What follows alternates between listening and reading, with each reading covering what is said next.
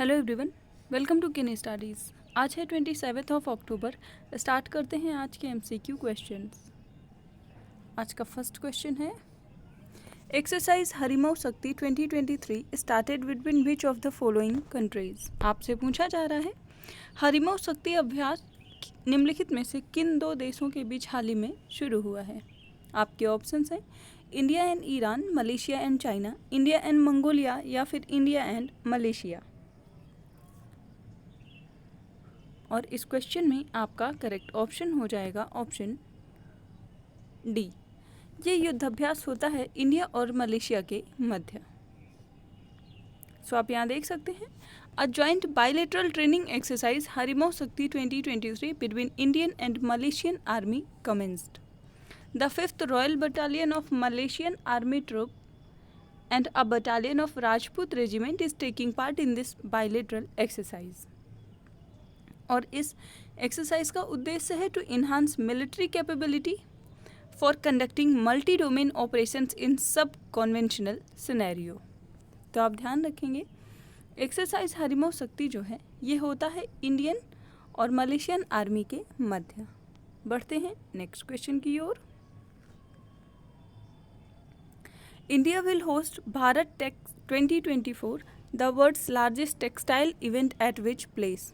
आपसे पूछा जा रहा है विश्व का सबसे बड़ा कपड़ा आयोजन भारत टेक्स 2024 की मेजबानी भारत कर रहा है और इसका आयोजन भारत के किस शहर में किया जाएगा। आपके ऑप्शंस हैं मुंबई, सूरत, न्यू दिल्ली या फिर Bhopal.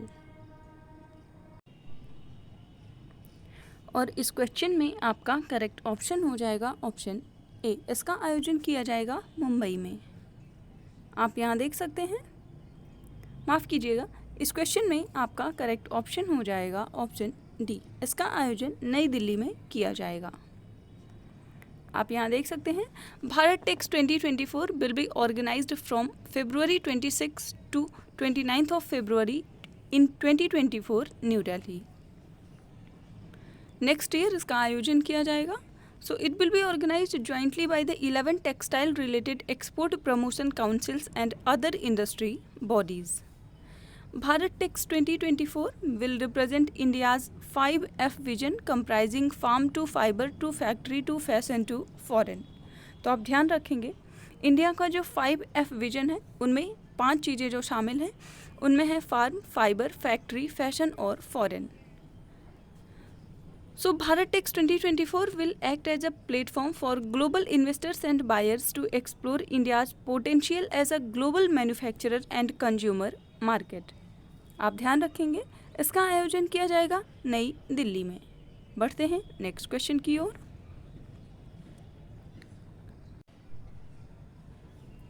Who was the flag bearer from India at the opening ceremony of Asian Para Games 2023? आपसे पूछा जा रहा है एशियाई पैरा गेम्स 2023 के उद्घाटन समारोह में भारत के ध्वज का प्रतिनिधित्व किसने किया है।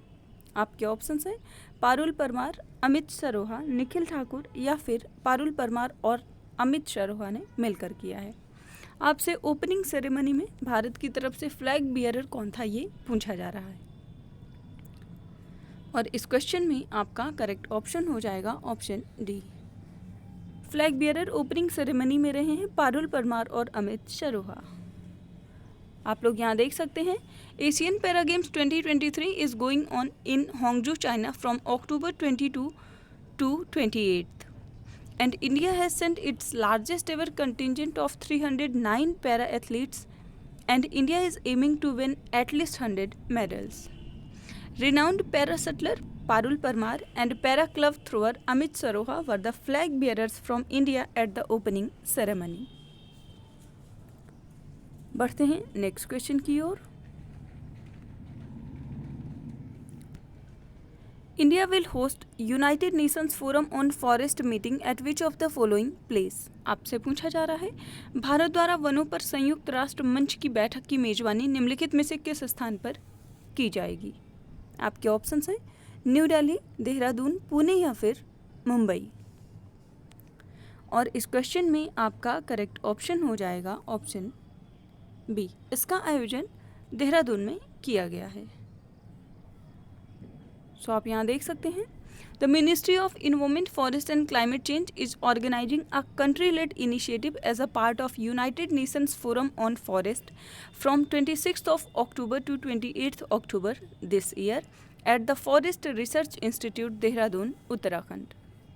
And the event will focus on the thematic areas of forest fires and forest certification. The event will be attended by more than 80 delegates participating from over 40 countries and 20 international organizations, both in person and online. तो आप ध्यान रखेंगे, United Nations forum on forest की जो बैठक है इसका आयोजन देहरादून उत्तराखंड में किया जाना है। बढ़ते हैं नेक्स्ट क्वेश्चन की ओर।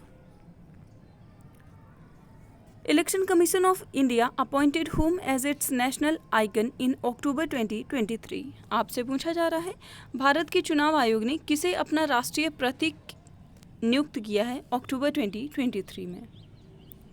आपके ऑप्शन हैं अक्षय कुमार, सचिन तेंदुलकर, राजकुमार राव या फिर नीरज चोपड़ा। और इस क्वेश्चन में आपका करेक्ट ऑप्शन हो जाएगा ऑप्शन सी। हाल ही में भारत के चुनाव आयोग ने अपना नेशनल आइकन नियुक्त किया है राजकुमार राव को। आप यहाँ देख सकते हैं।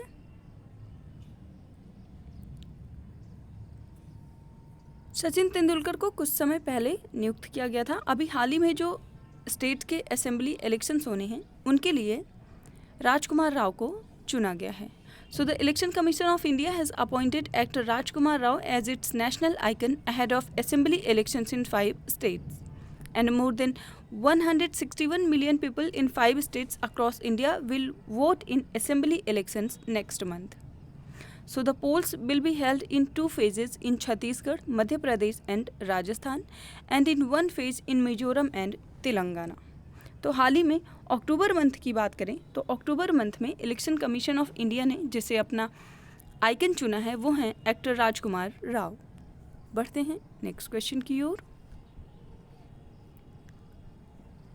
India has signed MOU on the semiconductor supply chain partnership with which country? आपसे पूछा जा रहा है भारत ने किस देश के साथ सेमीकंडक्टर आपूर्ति श्रृंखला साझेदारी के समझौता ज्ञापन पर हस्ताक्षर किया है। आपके ऑप्शंस हैं जापान, फ्रांस, ब्राज़ील या फिर इटली। और इस क्वेश्चन में आपका करेक्ट ऑप्शन हो जाएगा ऑप्शन ए। भारत ने सेमीकंडक्टर आपूर्ति श्रृंखला साझेदारी का जो समझौता किया है वो है भारत और जापान के मध्य। आप यहाँ देख सकते हैं India and Japan have signed a memorandum of cooperation on Japan India semiconductor supply chain partnership and this MOC aims to strengthen cooperation between the two countries in the semiconductor sector. The MOC will be in effect for 5 years and will cover both government to government and business to business cooperation. तो आप ध्यान रखेंगे semiconductor supply chain partnership जो हुई है वो India और Japan के मध्य हुई है। बढ़ते हैं नेक्स्ट क्वेश्चन की ओर। Which of the following country has approved visa-free entry for Indians in October 2023? आपसे पूछा जा रहा है निम्नलिखित में से किस देश ने अक्टूबर 2023 में भारतीयों के लिए वीजा मुक्त प्रवेश को मंजूरी दे दी है। आपके ऑप्शंस हैं फ्रांस, श्रीलंका, चाइना या फिर रशिया। इस क्वेश्चन में आपका करेक्ट ऑप्शन हो जाएगा ऑप्शन बी। ऐसा करने वाला देश है श्रीलंका।